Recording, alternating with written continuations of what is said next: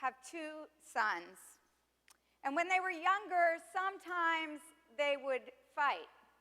And when they would do this in public, I would often be greeted by a surprising response from other mothers.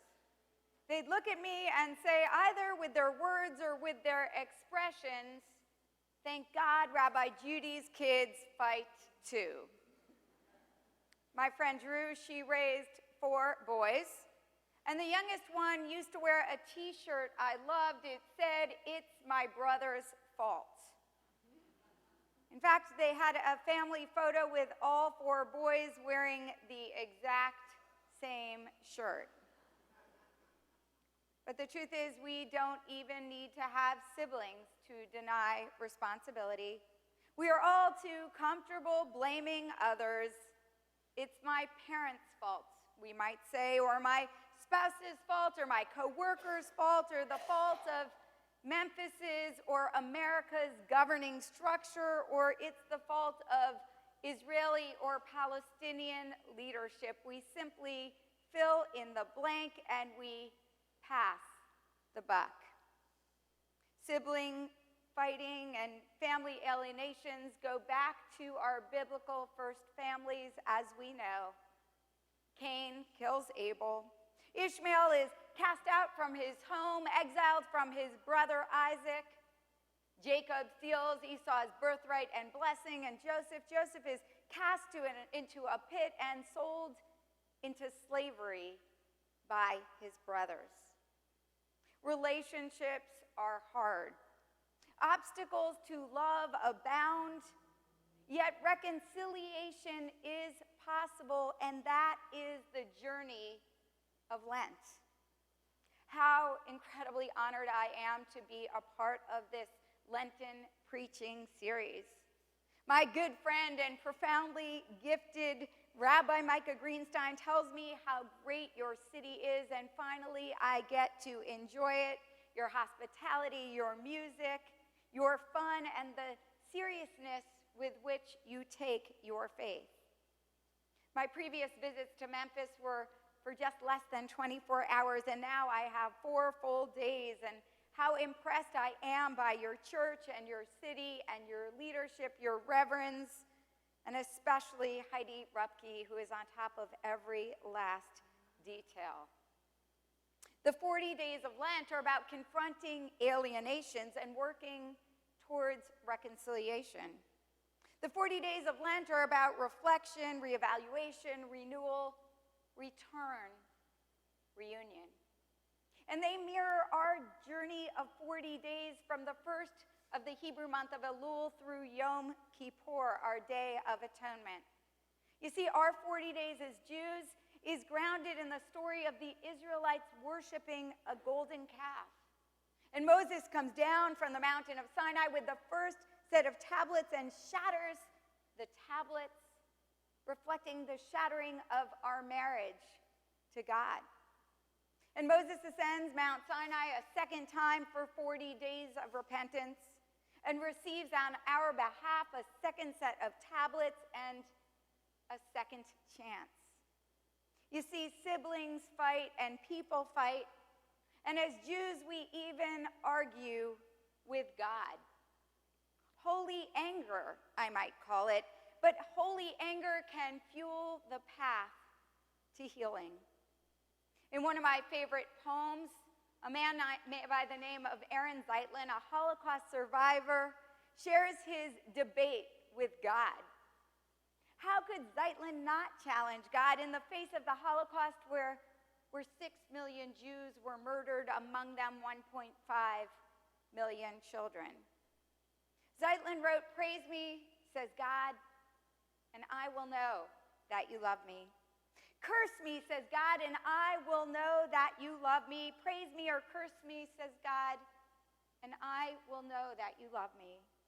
Sing out my graces, says God. Raise your fist against me and revile, says God. Sing out graces or revile. Reviling is also praise, says God. But if you sit fenced off in your apathy, says God, if you sit entrenched in I don't give a darn, if you look at the stars and you yawn, If you see suffering and do not cry out, then I created you in vain, says God.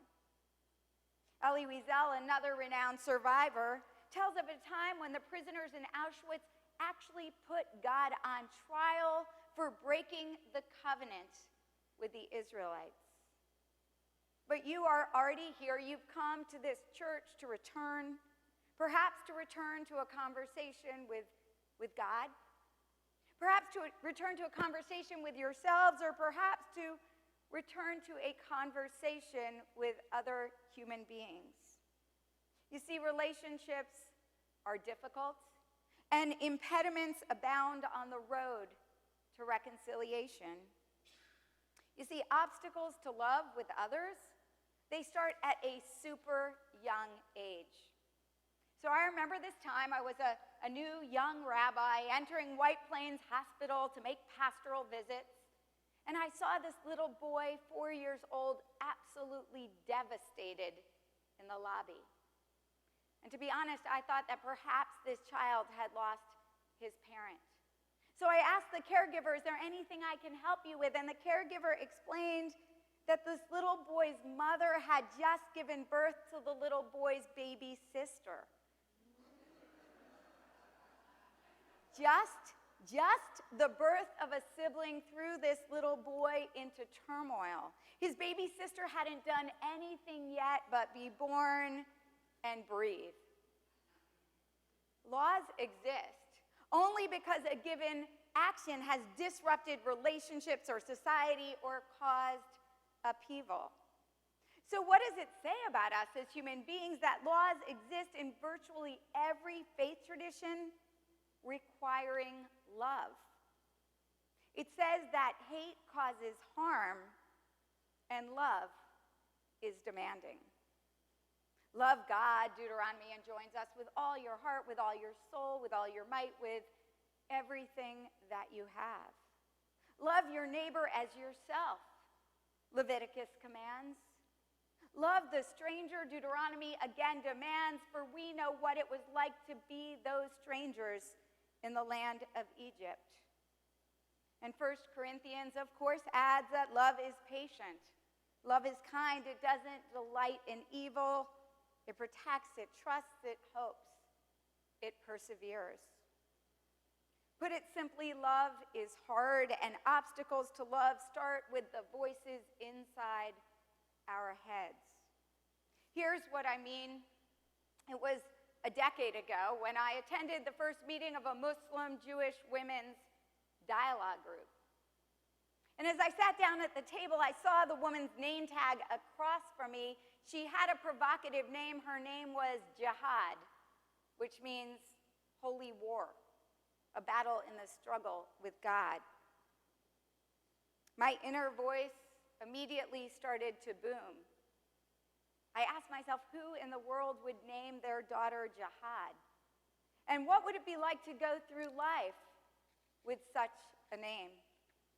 I forced myself to listen, and I learned that Jihad was given her name during what we as Jews call Israel's War of Independence.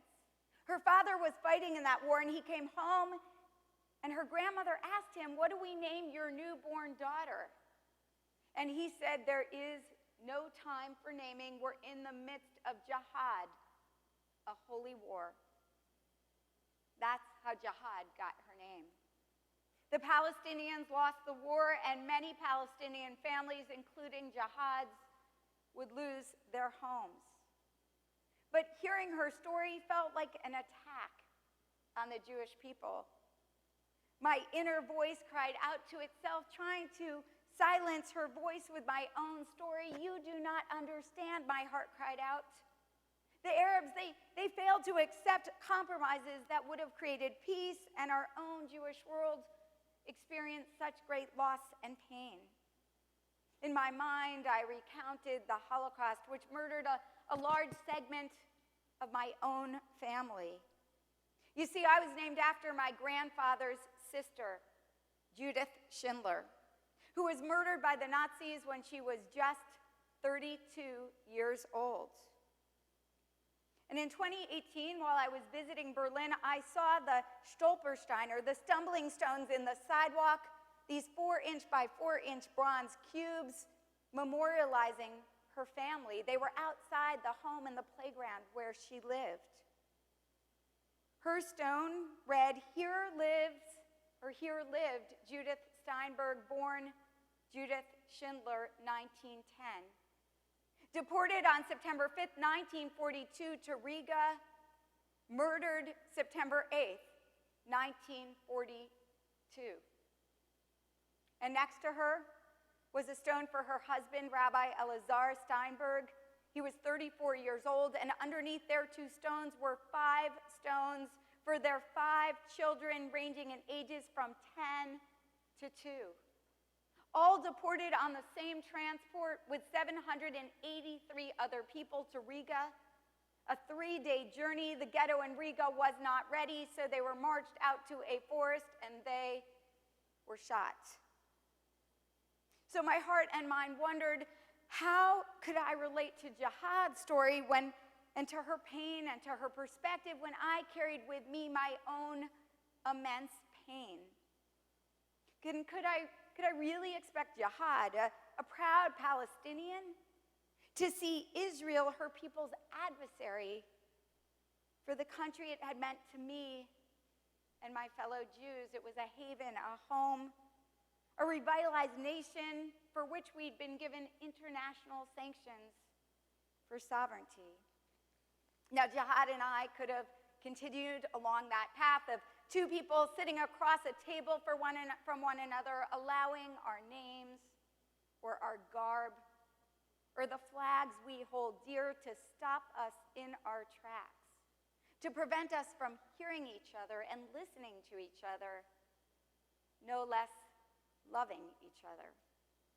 But something called in us to reach out, to exchange phone numbers, to meet for coffee and conversation. And today I know Jihad as a caring pharmacist and a loving and proud mother of 6 children and 14 grandchildren. And more importantly, I've also had time to understand her pain and her voice. So overcoming those obstacles to love, they require turning down the voices inside our own heads so we can listen to the voice of another person. My 20-year-old son, Maxwell, he is exceptional in this realm. He will strike up a conversation with anybody and with everybody. When he was just a toddler, perhaps even 1 year old, I didn't have to worry about him being sort of taken away by a stranger, abducted. I had to worry about him willingly walking away with a stranger he had made into a friend. But perhaps we need to live with that same curiosity and openness of a toddler. So when you hear your inner voice creating narratives about the person who is next to you, covered in tattoos or with a head covering or in a wheelchair, or in torn and tattered clothing or with a flashy diamond ring, show interest in that neighbor. Find common ground with that person. Talk about the restaurant you're in, or the city you live in, or the dog that person is walking. See difference as having value. Because if we do not hear our neighbor's voice, but only listen to our own internal conversations, then we create false narratives. Our assumptions create distance, friction, and fear, and sadly and tragically can lead, in some cases, to violence. My experiences with Jihad taught me that overcoming those obstacles to love, it requires vulnerability and empathy and courage. Reconciliation first requires vulnerability. It requires going to places you don't usually go to new neighborhoods, to new restaurants, to new churches, to new cultural events.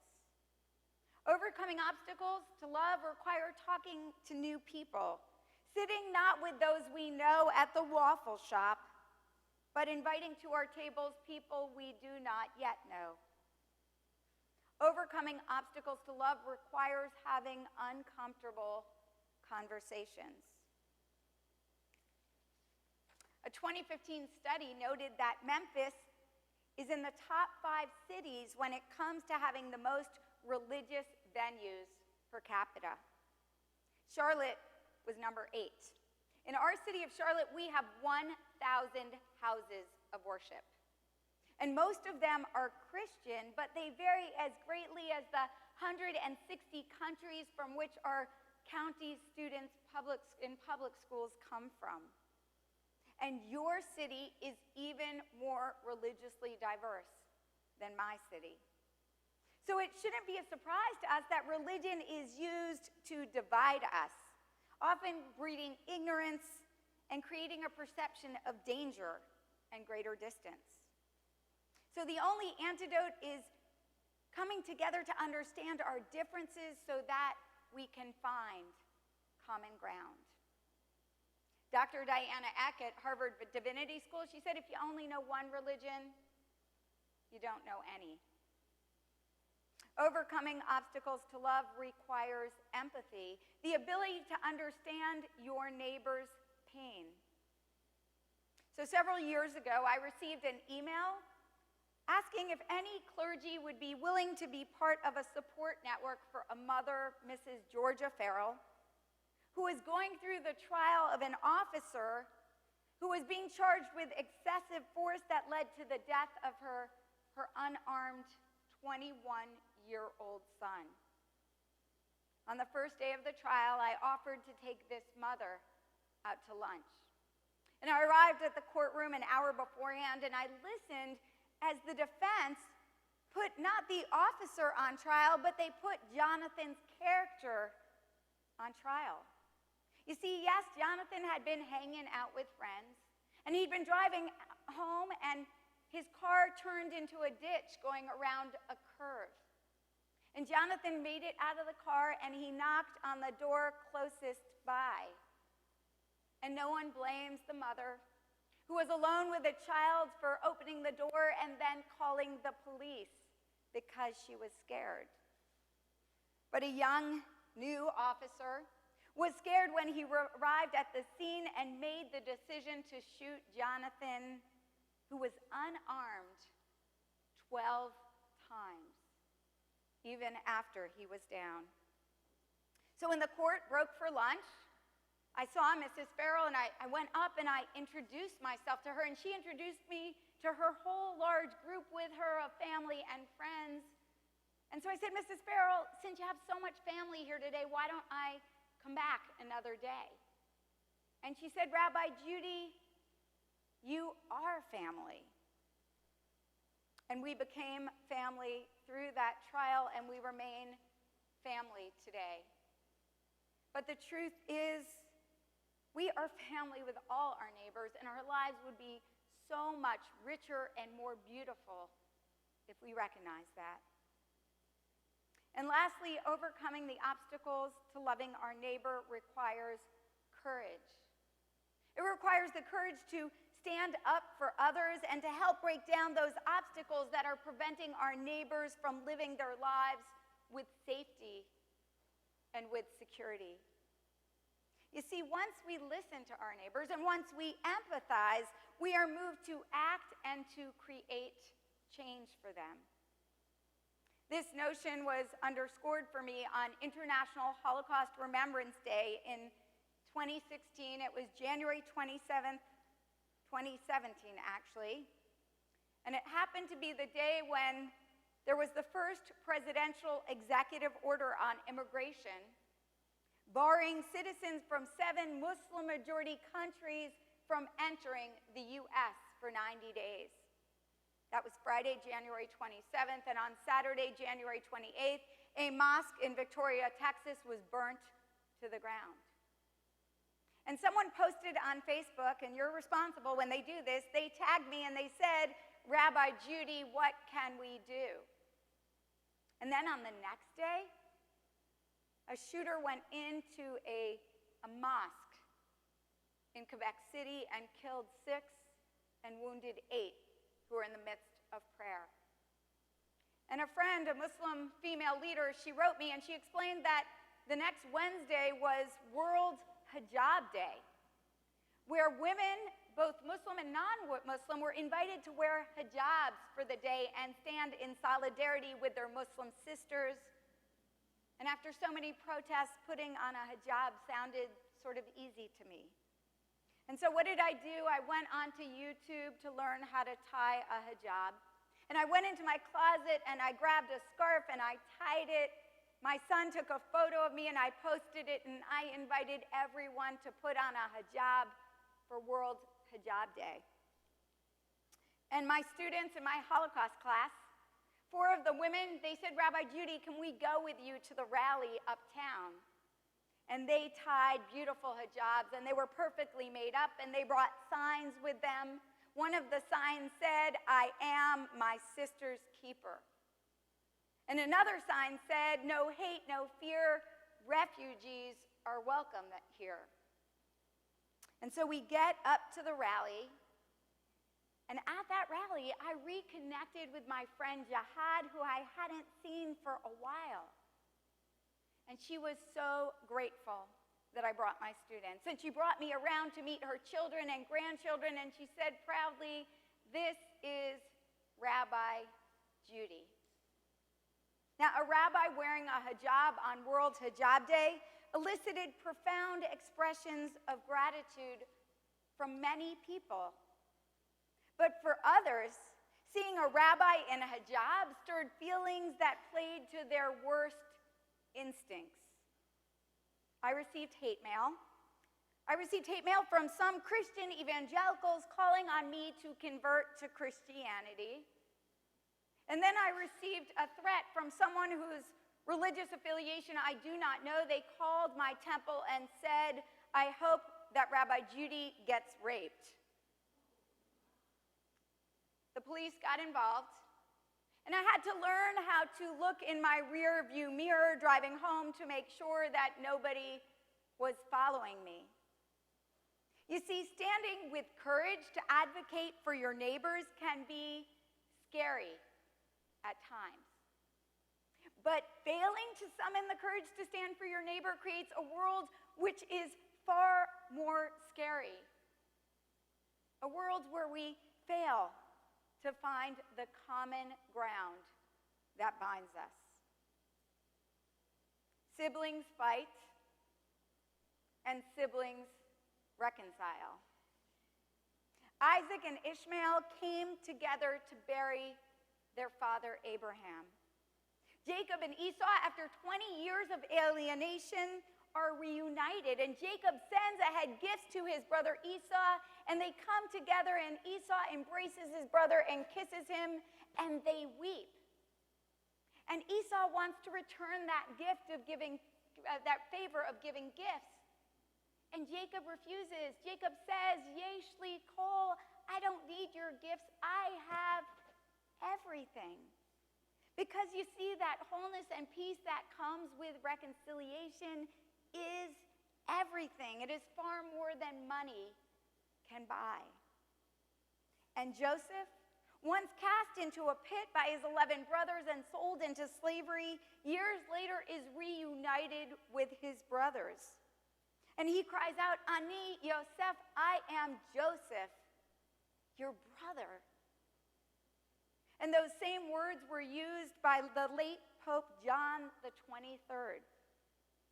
Now, there are many great stories about Pope John the 23rd.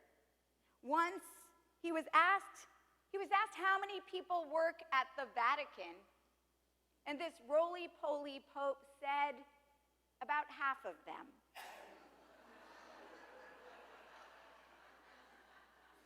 On another occasion, Pope John the 23rd, he welcomed a delegation of Jewish leaders by saying, "Ani Yosef, I am Joseph, your brother." And this pope embodied the courage of reconciliation when in 1962 he started the Second Ecumenical Council called Vatican II, addressing interfaith but especially Catholic Jewish relations. And Pope Paul VI concluded the work in 1965 with a world-changing declaration called Nostra Aetate, which means in our time. It stated that in our time, Jews can no longer be held collectively responsible for the death of Jesus. For centuries, Jews had lived in fear of persecution and pogroms in this time leading up to Easter, when passion plays would be performed. Yet this pope spoke out and called on the church's leadership to teach and preach in ways that protect their Jewish siblings from hate and from harm. Brothers and sisters of families can reconcile. Brothers and sisters of faith can reconcile. Brothers and sisters of humanity can reconcile. In our time, too, reconciliation is possible between Christian and Jew and Muslim and Palestinian and Israeli and Republican and Democrat. The list of rifts and reconciliations that are needed is long. And it starts simply with a cup of coffee, with a conversation, with listening, with vulnerability, with empathy, and with courage. I close with my favorite story that highlights reconciliation. A rabbi in a yeshiva, an academy, once asked his students, "How do you know when night has ended and day has begun?" How do you know that moment, right? When you've stayed up all night as a college student and it is already morning. So one student raised his hand and said, "You know that night has ended and day has begun when you can tell a goat from a sheep. There's enough light to see the difference." And another student raised his hand and said, "You know night has ended and day has begun when you can tell a fig tree from an olive tree." And the rabbi, the teacher, said, "Those are all great answers. But I believe when you see three men walking towards you and one is light-skinned and one is olive-skinned and one is dark-skinned, and you say, these are my brothers. And when you see three women walking towards you and one is Muslim and one's Jewish and one's Christian, and you say, these are my sisters, then night has truly ended and day has begun. So may we each work to bring about that day of reconciliation, that peace, that love, and that light of day that we so desperately seek and so desperately need.